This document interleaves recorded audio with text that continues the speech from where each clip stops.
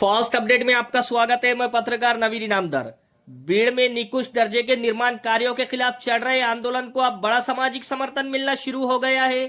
महाराष्ट्र राज्य बांधकाम कामगार सेना संगठन के ताल्लुका अध्यक्ष नवीदुद्दीन मुस्तफा सिद्दीकी द्वारा जनहित में शुरू गए आमरण उपोषण को मौलाना आजाद सामाजिक फाउंडेशन ने अपना खुला समर्थन दिया है। फाउंडेशन ने कहा है कि सार्वजनिक धन से होने वाले विकास कार्यों में गुणवत्ता से कोई समझौता नहीं होना चाहिए।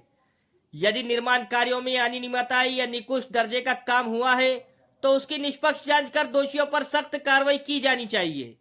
इस दौरान फाउंडेशन के संस्थापक अध्यक्ष अरफात खान, सचिव सैयद सलमान, मुशीर इनामदार और कोष अध्यक्ष वाजिद मोमिन ने प्रशासन से मांग की कि इस मामले को गंभीरता से लेते हुए तत्काल जांच कराई जाए और दोषी पाए जाने वालों के खिलाफ कड़ी कानूनी कार्रवाई की जाए।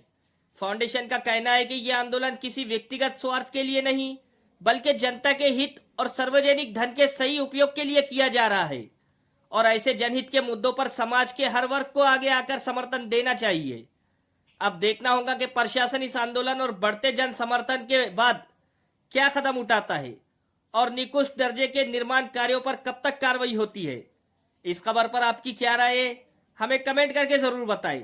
ऐसे ही भीड़ और महाराष्ट्र की हर बड़ी खबर के लिए फास्ट अपडेट न्यूज चैनल को सब्सक्राइब करें। धन्यवाद। उपविभागीय अधिकारी कार्यालयाचा निकृष्ट बांधकाम विरोधात आम्ही जिल्हा परिषद कार्यालयासमोर बेमुदत आमरण उपोषणाला सुरुवात केली आहे।